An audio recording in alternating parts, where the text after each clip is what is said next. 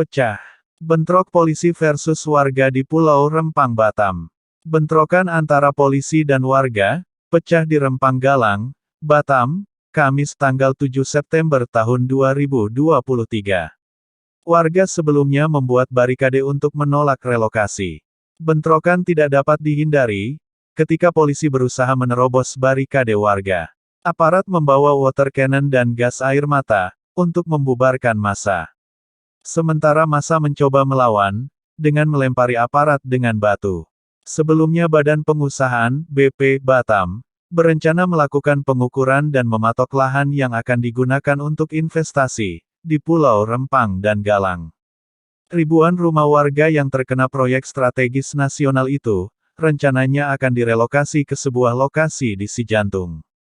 Pemerintah akan membuatkan rumah permanen, untuk warga terdampak, di lokasi yang baru, serta diberi lahan. Namun, warga setempat masih keberatan atas rencana tersebut. Sementara itu, Yayasan Lembaga Bantuan Hukum Indonesia atau YLBHI melalui akun media sosial X atau Twitter-nya mengatakan, ada 60 kendaraan aparat gabungan yang mencoba masuk ke Pulau Galang, untuk melakukan pengukuran lahan. Mereka lalu terlibat bentrok dengan warga yang menolak relokasi.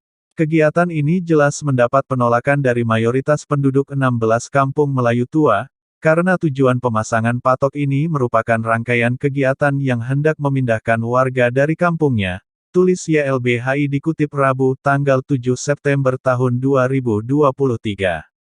Dari foto dan video yang dibagikan, terlihat ada warga yang mengalami luka-luka akibat bentrokan tersebut. Beberapa orang mendapatkan intimidasi, kekerasan fisik, dan 6 orang ditangkap oleh kepolisian setempat, kata YLBHI. Demikianlah berita tentang bentrokan antara warga dengan aparat di Batam. Tentu saja kita semua dapat menduga bahwa, rakyat pasti kalah dalam bentrokan ini. Untuk itu izinkanlah admin mengingatkan para pendengar yang setia. Jangan lupakan, dan tetaplah ingat kepada 6 pemuda beriman, pengawal ulama, yang tidak salah apa-apa, diculik, lalu disiksa dengan sadis dan kejam, kemudian dibantai tanpa belas kasihan, oleh segerombolan setan.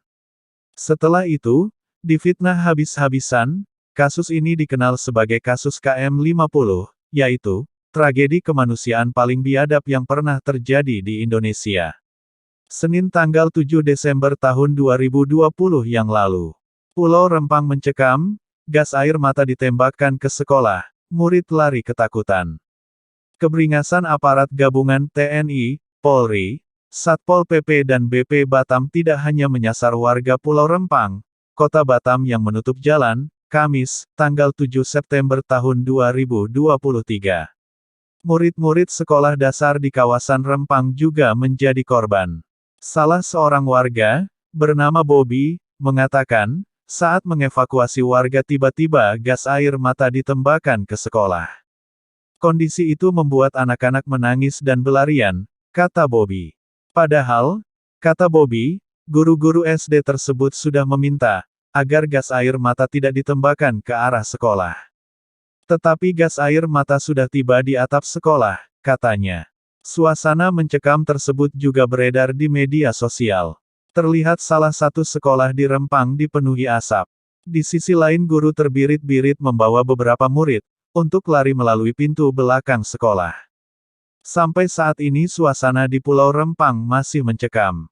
Warga sampai saat ini masih bersiaga di beberapa titik.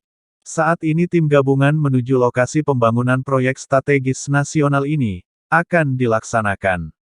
Sekarang kami masih jembatan 4, tim gabungan terus masuk ke arah Sembulan, kata warga lainnya. Sampai berita ini diturunkan, belum ada keterangan resmi dari aparat, terkait tentang tindakan mereka tersebut. Parit Ridwanuddin, manajer kampanye pesisir dan Laut Walhi Nasional, meminta Polda Kepri menarik pasukan dari Kampung Adat Pulau Rempang, Kota Batam. Aparat ini masuk untuk melakukan pemaksaan pematokan dan pengukuran tanah di Pulau Rempang, yang dilakukan 1.000 personil kepolisian, menggunakan gas air mata. Data sementara 6 orang telah ditangkap oleh polisi, sejumlah warga mengalami luka-luka, kata Parit. Hal ini menunjukkan ironi besar, karena uang yang didapat dari pajak dari rakyat, digunakan untuk melawan dan melumpuhkan rakyat yang memperjuangkan ruang hidupnya, kata Parit kepada Tempo.co. Ia melanjutkan, masyarakat Pulau Rempang adalah pemilik pulau itu, jika pemerintah, dalam hal ini wali kota Batam, tidak bisa melindungi mereka, dia telah gagal menjalankan mandat untuk melayani dan melindungi rakyat.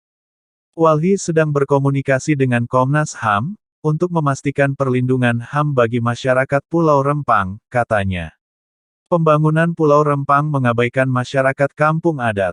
Pulau Rempang pada akhir Agustus tahun 2023 lalu ditetapkan menjadi proyek strategis nasional. Di kawasan ini akan dibangun pembangunan industri, pariwisata, dan lainnya. Badan Pengusahaan, BP, Batam memastikan pengembangan pembangunan Pulau Rempang Kota Batam atau yang disebut, Rempang Eco City, masuk dalam daftar program strategis nasional PSN, tahun 2023. Kepala Biro Humas Promosi dan Protokol BP Batam, Aryastuti Sirait, mengatakan, masuknya pembangunan Rempang sebagai PSN 2023 tertuang dalam Permenko Bidang Perekonomian RI Nomor 7 Tahun 2023 tentang perubahan ketiga atas Peraturan Menteri Koordinator Bidang Perekonomian RI Nomor 7 Tahun 2021 tentang perubahan daftar proyek strategis nasional. Aturan ini disahkan Menko Bidang Perekonomian, Airlangga Hartarto, pada tanggal 28 Agustus tahun 2023 lalu di Jakarta, kata Tuti. Aryastuti menerangkan bahwa pemerintah pusat melalui kerjasama antara BP Batam dan PT Makmur Elok Graha MEG, bakal menyiapkan Pulau Rempang sebagai kawasan industri, perdagangan, hingga wisata yang terintegrasi, demi mendorong peningkatan daya saing Indonesia dari Singapura dan Malaysia. Kita berharap pembangunan Pulau Rempang memberikan dampak positif terhadap pertumbuhan ekonomi Kepri, khususnya Kota Batam, katanya. Demikianlah berita tentang bentrokan antara warga dengan aparat di Batam. Tentu saja kita semua dapat menduga bahwa, rakyat pasti kalah dalam bentrokan ini. Untuk itu izinkanlah admin mengingatkan para pendengar yang setia. Jangan lupakan, dan tetaplah ingat kepada 6 pemuda beriman, pengawal ulama, yang tidak salah apa-apa, diculik, lalu disiksa dengan sadis dan kejam, kemudian dibantai tanpa belas kasihan, oleh segerombolan setan. Setelah itu, difitnah habis-habisan, kasus ini dikenal sebagai kasus KM50, yaitu, tragedi kemanusiaan paling biadab yang pernah terjadi di Indonesia. Senin tanggal 7 Desember tahun 2020 yang lalu. Allahu Akbar, Allahu Akbar, Allahu Akbar, Allahu Akbar, Allahu Akbar, Allahu Akbar, Allahu Akbar, Allahu Akbar, Allahu